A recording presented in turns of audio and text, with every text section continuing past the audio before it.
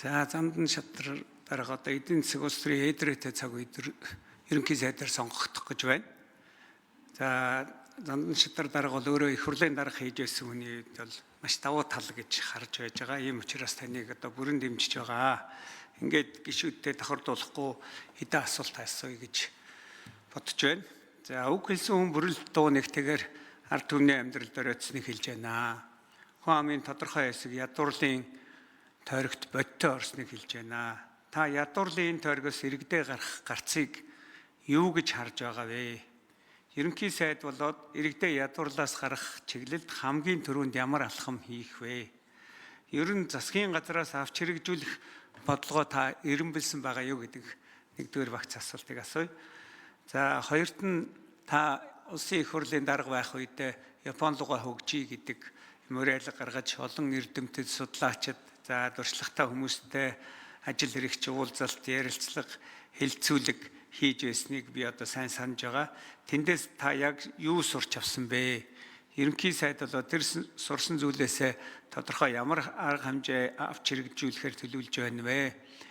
За дараа нь монголчууд бид өнөөдөр ёс суртахууны дөрөөдөлд орсон гэдэгтээ та санал нийлэх үү? Энэ дөрөөдлөөс бид иргэдээ яаж гарах вэ? Энд ямар алхам хийх нь чухал гэж та боддог вэ? Энэ хувийн бодлыг сонсъё. За мөн одоо ажил хэрэгч мэргэжлийн засгийн газар байна гэж та хэдээд удаа хэрлээ. За энэ их хуралд бол ийм мэргэжлийн буюу салбарын экспертүүд жагсаалтаар орж ирсэн байгаа. Ийм ажил хэрэгч хүмүүс байгаа. Та энэ гишүүдтэй хэрхэн хамтарч ажиллах вэ? Санал онолын одоо хэрхэн сонсож байх тийм одоо арга зүй гэх юм уу тийм хэрхэн төлөвлөж байна вэ гэдгийг асууя.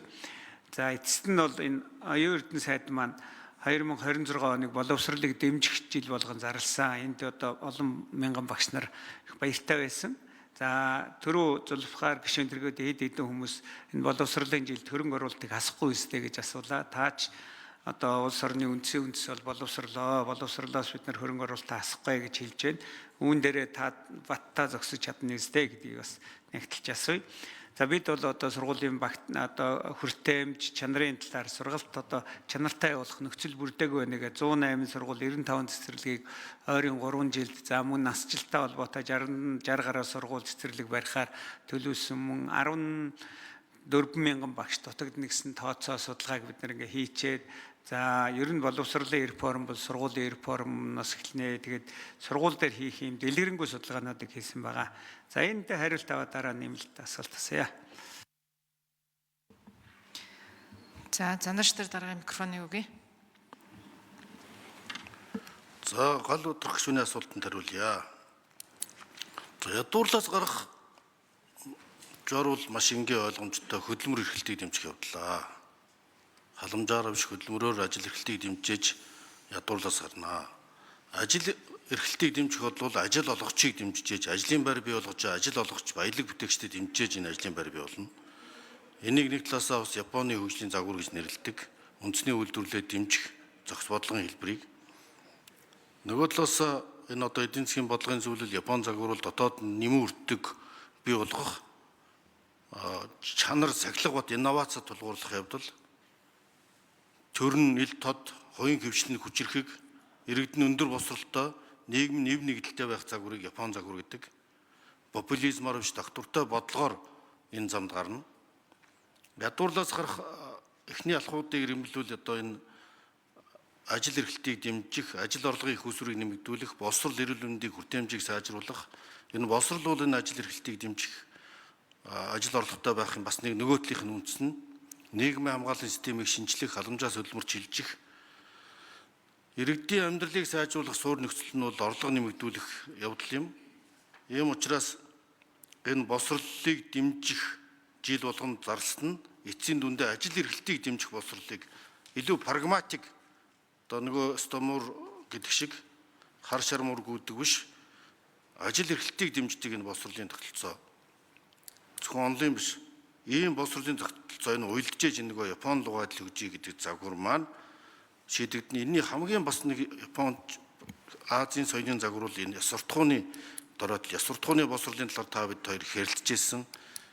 Ёс суртахууны хичээлийг эрхий боловсролын сургуулиас эхлэх. Бидний өнгөрсөн 30 жилийн бас нэг гажууд бол хуучин ёс суртахууны хэм хэмжээг хэрэггүйгээ хийсэн, шинэ ёс суртахууны моралийн хэм хэмжээг тодорхойлоогүй идеологи, нэг Монголын нэгдмэл үнд зүйл, уламжилт ёс суртахуун.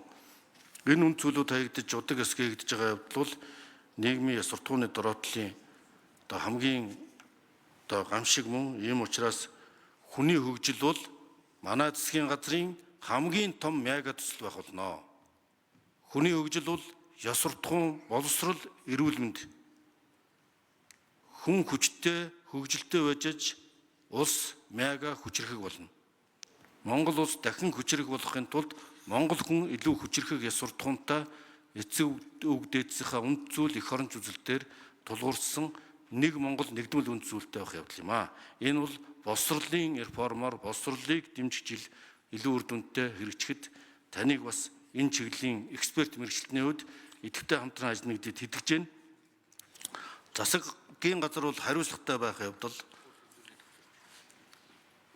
ажил хэрэгж байх явдал, мэргэжлийн гэдэг маань зөвхөн сайдын түвшинд биш, энэ боловсролын бодлого нь нийт бодлого нь мэргэжлийн түвшиндээ энэ хуулиа хэрэгжүүлдэг байх явдалтай холбогдно гэж бодож байна. Энэ чиглэлээр манай Галбаатар гишүүн боловсролын том экспертийн хувьд боловсролын салбарыг дэмжих энэ хууль эрх зүйг бодиттой хэрэгжүүлэхэд, батлагдсан хуулиуд дээр шинжил хийхэд бас хамтарч санаачлалтай ажиллахыг хүсэж байна.